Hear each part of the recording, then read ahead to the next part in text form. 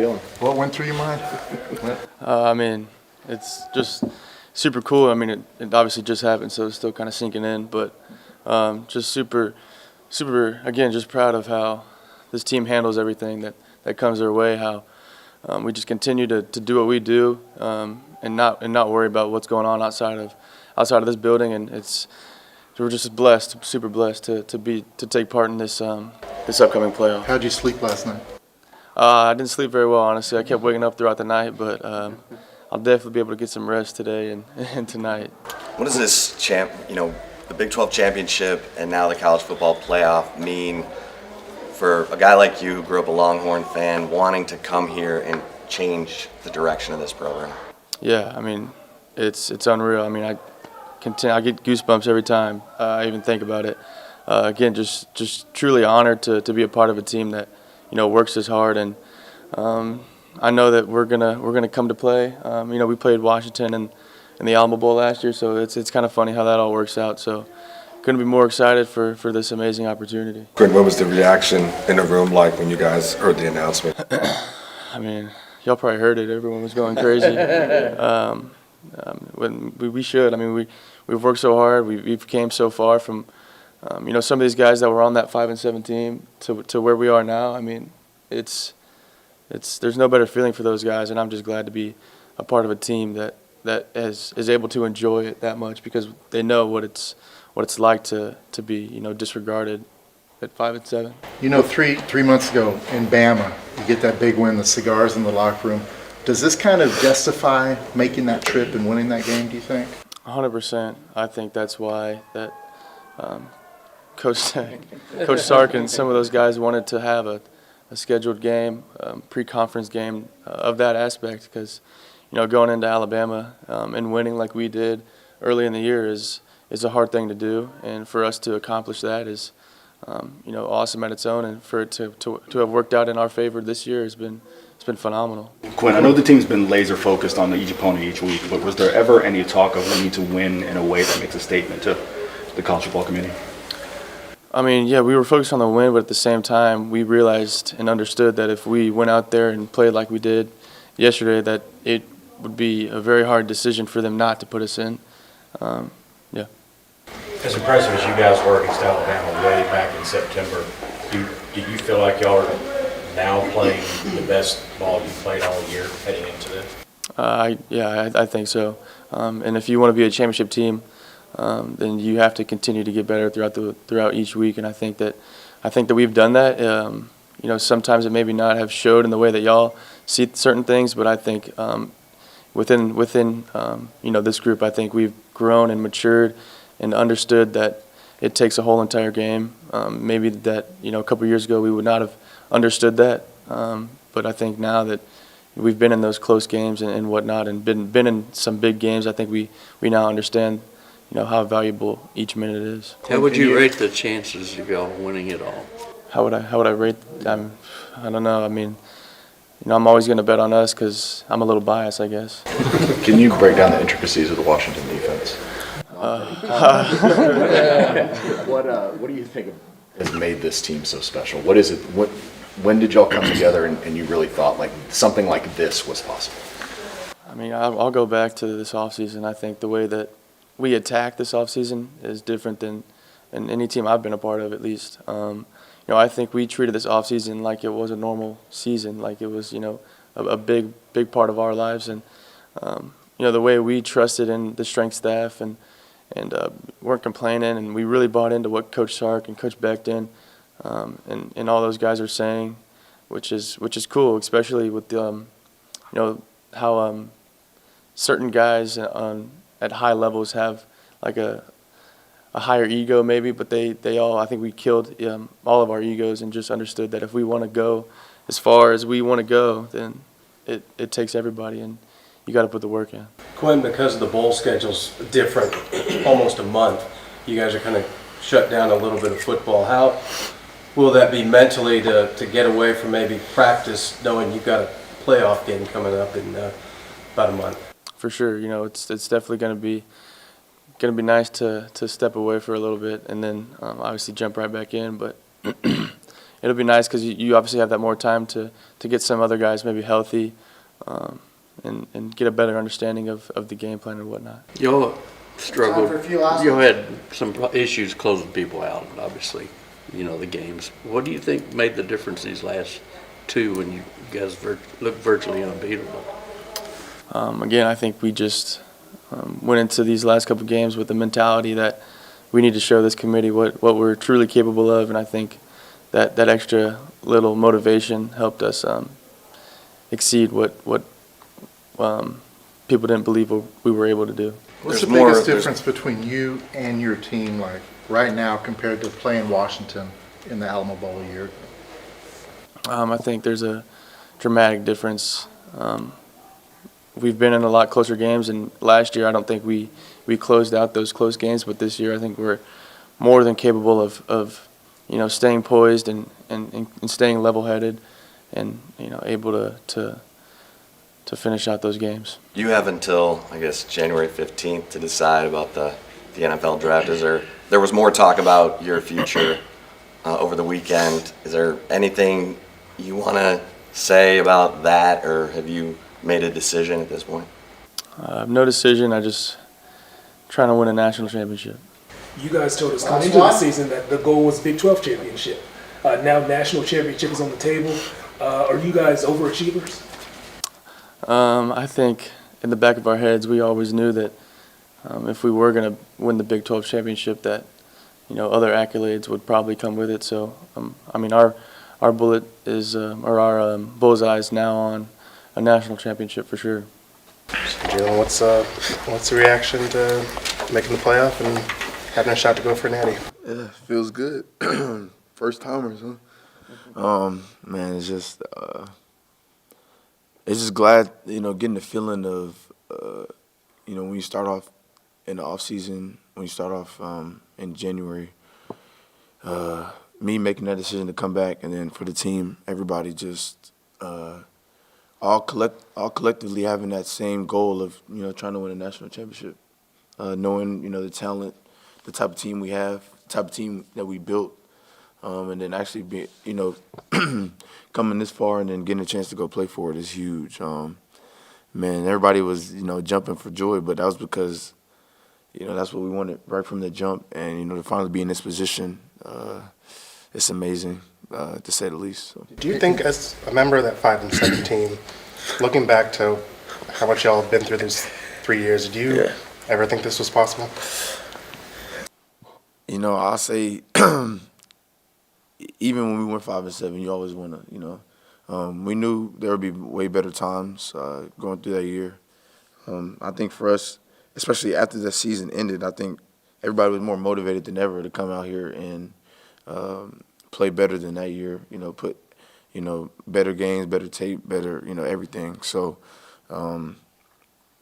I'd say I think we did believe, and that's kind of what got us here is just the constant wanting to get better. So.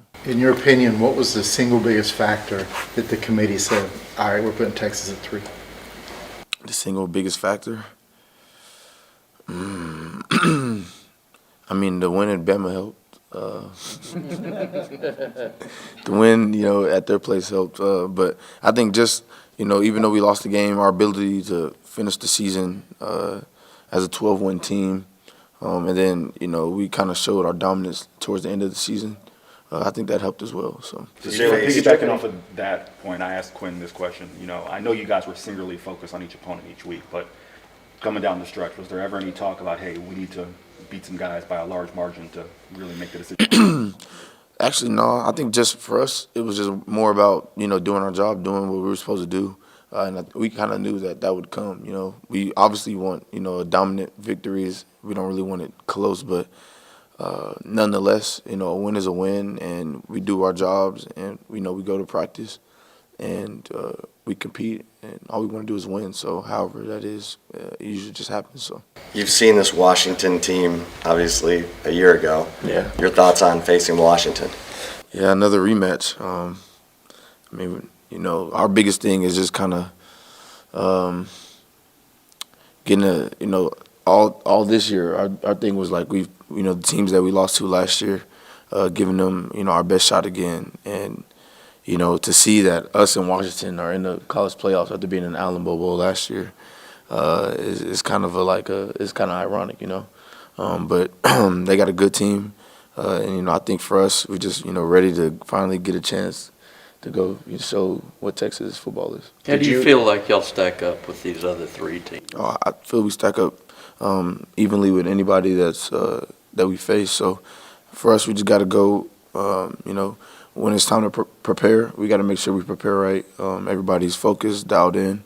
I feel like when we're hitting on all cylinders, we're a tough team to beat. So, Did you have any doubt, like, overnight? Were you waking up in the middle of the night? Were you like, man?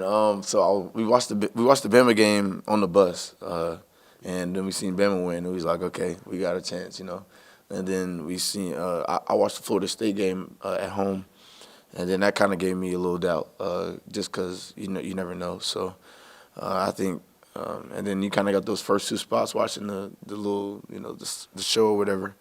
And then you like that third spot, and so everybody's like, "Oh, my heart's starting to beat," or like a little nervous, So, but it's fun, and it's kind of cool just because that's just how much everybody cares about it. And when we seen that third spot go to us, everybody just erupted, and it was pretty cool, great moment. Jalen, did you think different about your team after Bama? I mean, did that kind of change your whole perception of your The confidence definitely grew after that game. Not a lot of people could say they go into, Alabama, go into Tuscaloosa and, beat them, let alone by 10, double-digit points, whatever, 10 points. So that definitely gave us confidence going into the rest of the season. And then I think we just built from it, and then we just continue to grow each week. We lost against OU, but that really didn't faze us. We knew we just played a bad game, and we just had to build from it. Sark mentioned, go ahead. Sark mentioned last week, you guys didn't come this far just to come this far before the Big 12 championship. Is that still the mindset to kind of forget about what you've done already? It's not so much forget. I would say I just say kind of realize what we have done, and kind of use it as confidence. But definitely we're playing some real good teams, real respected teams. So I would say what we've done in the past, the scores we put, or how good we played opponents in the past doesn't really matter. Yeah, it's kind of just moving forward is how we're going to attack this team that we're about to play. So. Does a part of you sympathize with Florida State, especially being a defensive player? Because their defense really balled out with their quarterback out, and they won every game. Part of you sympathize with them? For sure. It's a tough situation to be in. You go undefeated, and they just miss it by one spot. So definitely feel sympathy for those guys, because just like us, they put in the same amount of work we did in the offseason. They fought just as hard throughout the season to win those games. So they're still players too. They still got a program, and it's kind of just a tough situation to be in. Tell me about the reveal. Who was losing their mind the most? Who was over the top in there? I don't know. I was in the front, so I really couldn't see around. Taft was next to me. He was kind of losing it. I had Barron. I dapped him up and gave him a hug, but it was a lot going on. I think just the amount of excitement was so cool to see. Texas football, college football playoffs for the first time. Man, it's a lot of excitement and a lot of joy going around. So, how much room for improvement is there still? Oh, a ton. I don't really think there can be a limit of how much you can improve. Honestly, just gotta understand what the things we need to work on. I haven't watched the tape from the last game. But I really think there's always something you can improve on, whether it be like little, small, minute details, or just game plan overall. So we'll definitely dial in and see what we can get better at, and then, fix our weaknesses. Did Sark address the team after you got in? Say again? Did Sark just address the team after you got in? Oh, no, he didn't. Oh, he didn't say anything. No. We got a banquet later, so he might say something then. Jalen, did you worry at all after the OU loss that this chance might have slipped away from you guys? And did y'all pay attention to the rankings throughout the year? Not at all. Sark did a good job of just, after we lost that game, the one thing he told us was, or he kind of listed down teams that have gotten to the playoffs with one loss. So I think for us, it was never really, it never really like kind of crossed our mind of, man, like we lost this game, now our chances are over. For us, it was just about handling business, knowing that we had a small room for error, and that if we lose again, that definitely would hurt us. So I think just our mentality was, got no loss for error. So the revenge tour continues. Yeah. So they say.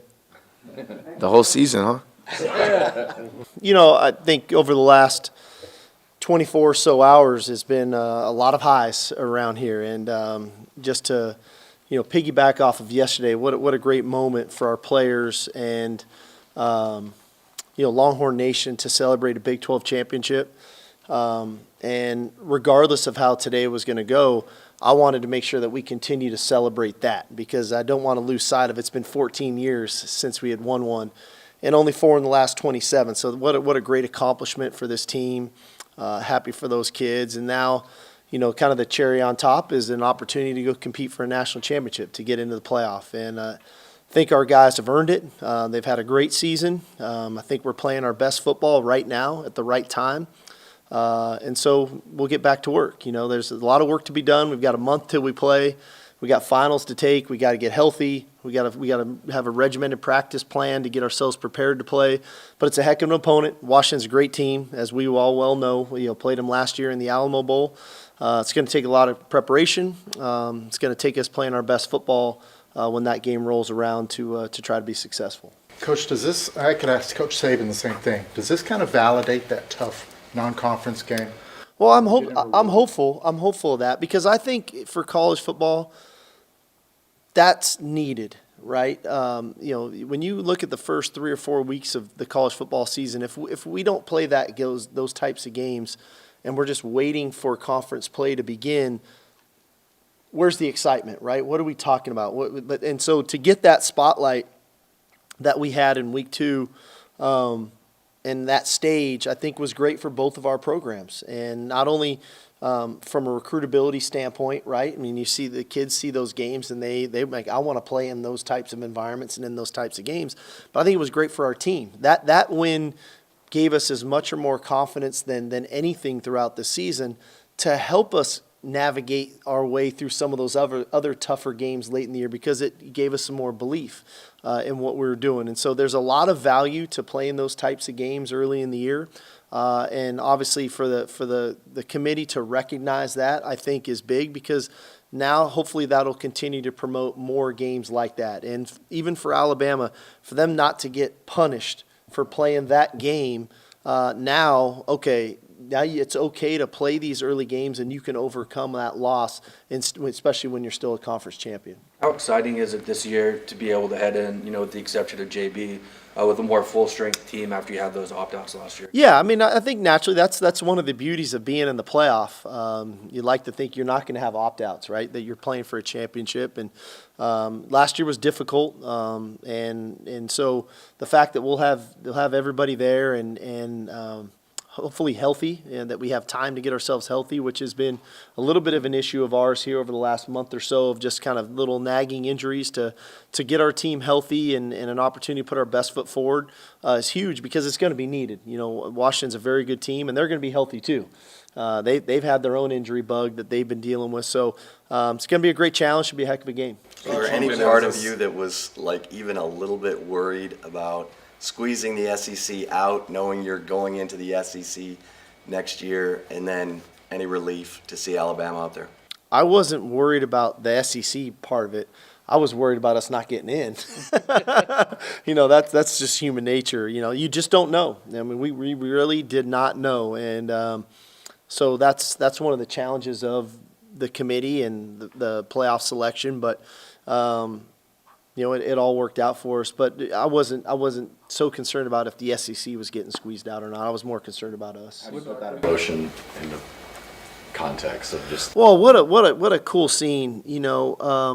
As I was standing there, I kind of took a moment to look at Jalen Ford, Tavondre Sweat, Jordan Whittington, J.T. Sanders, those guys that signed up for something totally different than when we came. And there was, the journey has been difficult at times, and it hasn't been all celebrations and cheers, and there's been some tough moments. So to see those guys be able to have that emotion yesterday on the field after the game, and that emotion right there that they're competing for a national championship, that's why they came to the University of Texas, right? That in your mind when you go to college and, all right, I'm gonna go to Texas, I'm gonna be competing for a national championship. Well, now that's a reality. Now we get a one game, season here, and if we're good enough, then we get another game season. And so now it's just putting forth the right effort and energy to try to make that happen. Steve, I asked this question to Jalen and Quinn earlier, but I know you guys are singularly focused on each opponent each week, but was there ever a feeling of saying, hey, we got to have some dominant wins, we can't throw jabs against some guys, we got to make a statement to the committee that, I never referenced to them about making a statement or that we needed to make ourselves look better than we were. I wanted us to play more dominant because I felt like that's what we were capable of, and so I challenged them on that.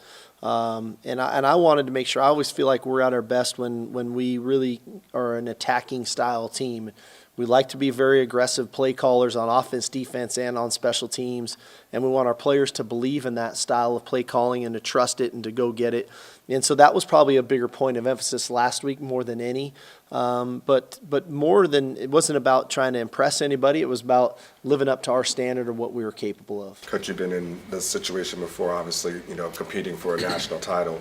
How do you keep the guys, hungry over the next couple of weeks, and so they don't feel like they've arrived, but also enjoying the moment? Yeah, I think first of all today we're going to celebrate the heck out of the accomplishments of the season. So we got our banquet this afternoon, and I want them to enjoy that. This is the celebration of a lot of hard work and recognition for a lot of guys, from team MVPs to scout team players of the year to all the stuff in between. And then they're going to come back tomorrow and they're going to get a lift and a run in. and they're going to do that for 2 weeks. All right, we're going to take a step back from football. We're going to go on the road and recruit as coaches. They have finals starting this week coming up, so we're still student athletes and we want to do really well in school. It's a challenging place. We've got to do well in school. And then we'll start the process of prep, on-field prep, next weekend. Not next weekend, in 2 weeks, okay? And those will be a couple more developmental type practices, working with our younger players. And then that following week, in the middle of the week, we'll start digging into really starting to prep. And so the goal here, we should get about a total of about 12 to 13 practices before the ball game. But the majority of those, about 9 to 10 of those, will be really dedicated to playing the game. So we've got a pretty good blueprint for making it work. It's all timing predicated on, the day of the game, which now we know, and then making sure that we give our guys some time around the holidays to go home and spend some time with their family, but still remain fresh, but also remain hungry. Because the worst thing you do is peak too soon, and then the game plan starts to feel mundane, and then you go into that game not with the right energy. We're at our best when we're an energized group and we're hungry, and so we'll try to build towards that as we get closer to the game. How do you feel like you stack up with these other three teams, and what do you think are your chances? I mean, I feel good. I've always felt like, man, if we can get in, we can play with anybody in the country. And part of that is, I think the versatility of our team matters. We're good up front on both sides of the line of scrimmage. We've got real playmakers on the offensive side of the ball, whether it's wide out, tight end, running backs, quarterback. We're really starting to create the turnovers on defense, which is important. We're defending the run really well. We've been an excellent special teams operation all year long. Bert Auburn's had a great year. Ryan Sanborn, Will Stone, Keelan Robinson, Xavier Worthy. We're blocking kicks. So I thought the versatility of our team and that we're a complete team really stacks up with just about anybody. I haven't had a chance to really dig into all three of these teams outside of, I know, Bama a little bit because of the prep. But they're all great teams. They're all got really good coaches. They're not in this tournament as a fluke. And so it's going to take our best effort in preparation and then ultimately in performance to be successful. Is there any irony in the fact that this is another team you played last year and lost to? A little bit. Yeah, there's a little bit there. Just thinking back to how the season went this year.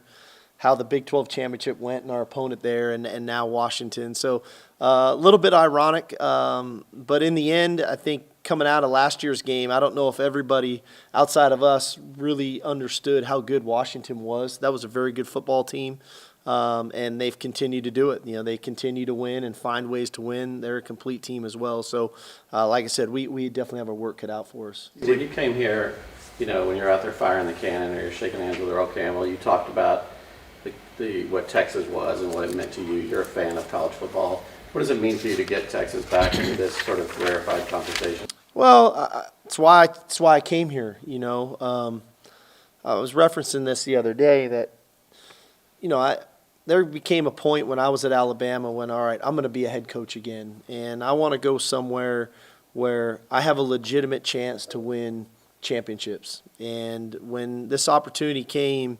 to me, this was the no-brainer because I know what this place can do, and I understand there's high expectations and a high standard here for winning championships, but that's why I came here. I wasn't naive to think that, oh, I just get to be a head coach and ho-hum and win 8 games and everything's going to be great. No, you're brought here to compete for championships year in and year out, and so now to be here in year 3.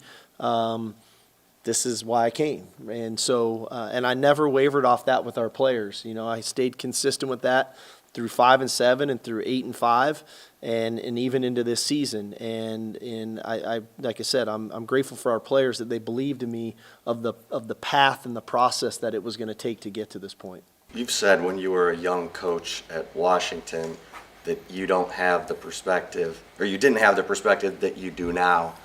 What perspective change has happened the most that's allowed this to happen? I think the connectivity with the people. You know, I think my, like, from a football mind, that hasn't, you know, you just try to evolve and get there. But my connection with the people around me has definitely changed in the fact of, like, the appreciation for the hard work that everybody has and that everybody puts in, the appreciation for the moments as they come and slowing down to enjoy the moments as they come. So I was saying earlier, like, we're going to celebrate being Big 12 champions today. Like that, I don't want that to go unnoticed and just, hey, now it's on to the playoff and let's go win a national championship. No, let's slow down. Let's appreciate being Big 12 champions because that took a lot of hard work and that was an accomplishment that so many guys are I know just so excited about. I know I am. So I think it's slowing down a little bit and appreciating the moments along the way, appreciating the people along the way, and not being in such a rush for the next thing and the next thing and the next thing. So also you do it in the Final Four team format. I mean, you'll be just excited next year if you're in it, I'm sure, but still there's got to be some satisfaction to get at least one time in that 4-team format. Yeah, very cool. You know, next year is going to be a totally different scenario with the 12 teams and how all that's going to play out. And so to get into this, it really being kind of a 4-team, 2-game playoff is unique. But one thing that for our players, since we lost the OU game, it's been a playoff game every week. It's been a Big 12 championship game, and it's really been a playoff game every week. And so the goal for us is to maintain our regiment, maintain our routine, because this is a very cool opportunity that you play one game and you win and you get to play for a national championship. And so, the key to the drill is staying focused on the task at hand and not get caught looking ahead. And the task is the Sugar Bowl against Washington. And like I said, it's going to be a heck of a challenge. Steve, piggybacking off of Chip's question, you talked about the connection with the players. Does that just come with age and experience, or was there a seminal moment here at Texas that's like, I'm going to make a dedicated effort to build that connection as opposed to? No, I think that started a little bit for me when I was an assistant in Atlanta and then at Alabama. My connection to those players at Alabama was real.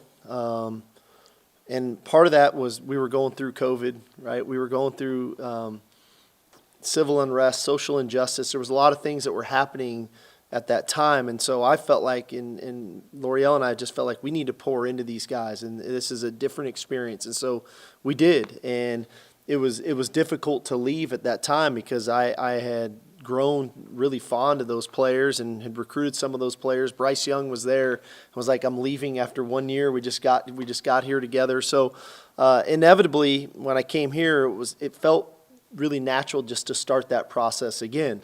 For the players, it was probably a little bit unique and different. Like, why is Coach having these types of conversations with us, or why is he having these one-on-one, meetings with me and talking nothing about football and talking about life? And in the end, now that's the norm. And now that they're very comfortable with me I got my own handshake with DJ Campbell now on the field, or I have, just different things that I can talk to the players about that allows them to see another side of me, but then also know when I do go to raise my voice about something, or when I do talk very sternly to them about something, they know, hey, he's serious about this. We gotta get this fixed and get this right. And so I think that's part of the trust, when you can be vulnerable and honest with somebody, and then all of a sudden when the tone shifts, they go, okay, this is we got to get this right, get this fixed. This is what Coach needs. And they keep doing it for me. And that's the coolest part, is that they keep following through. And as long as I continue to follow through, they'll continue to follow through, and that's probably the most important Coach, part. as you go on the road recruiting, as you said this week, before you've been able to sell UT, you've been sell kind of the hope of what could be. Now that you've kind of achieved this, how does that change, or at least add to your recruiting pitch to guys? Well, I mean, I think it's helpful. A lot has happened in our time. The record speaks for itself, from year 1 to year 2 to year 3.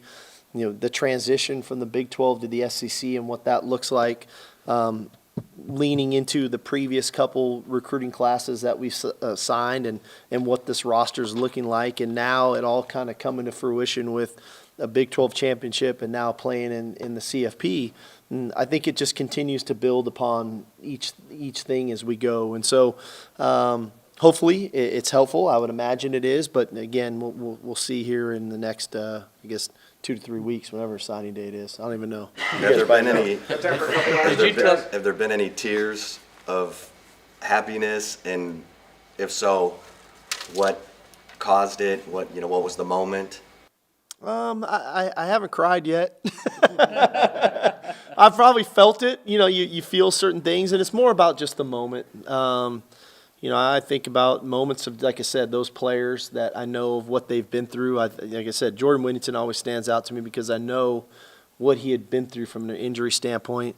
The moment when when Jonathan Brooks is out there with our guys, when we're taking a knee in the victory formation, like those little moments you feel, right? And feeling that moment in there with those guys and us making the CFP, or after the game, you get dumped with water and having a moment with your son on the field. Like those things are those moments that I'm talking about that sometimes you miss, but I've tried to make it a point to really feel and be part of. And so, I don't know, I'm sure at some point there'll be a tear. Just I haven't had one yet. Have you heard from anyone in particular that meant like, wow, this has crystallized it? I haven't looked at my phone yet.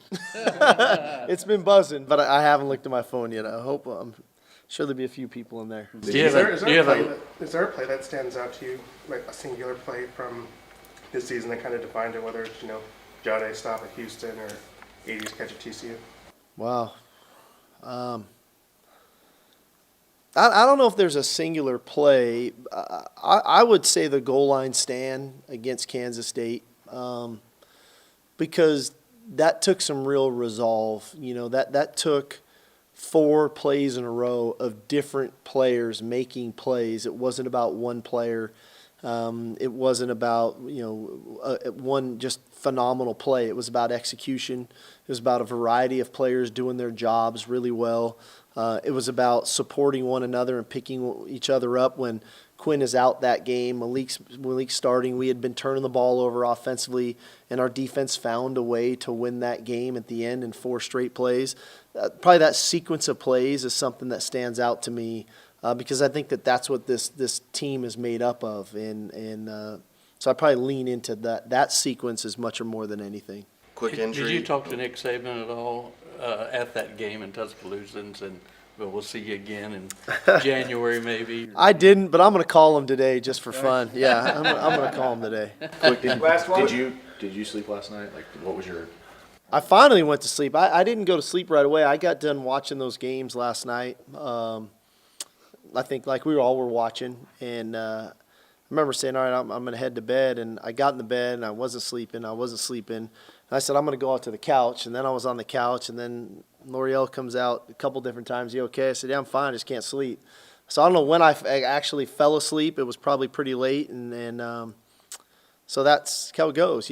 When you do all that you can do, you feel good, but in the end, you're like, man, is there anything more I can do to make sure that we can get in this thing? And fortunately for us, we had done enough to get in. Quick injury update. Do you expect to get Watts and Austin Jordan and Worthy? I feel very confident in Worthy. I feel very confident in Ryan Watts. Yeah, Austin Jordan, I feel good, but we'll see how he recovers.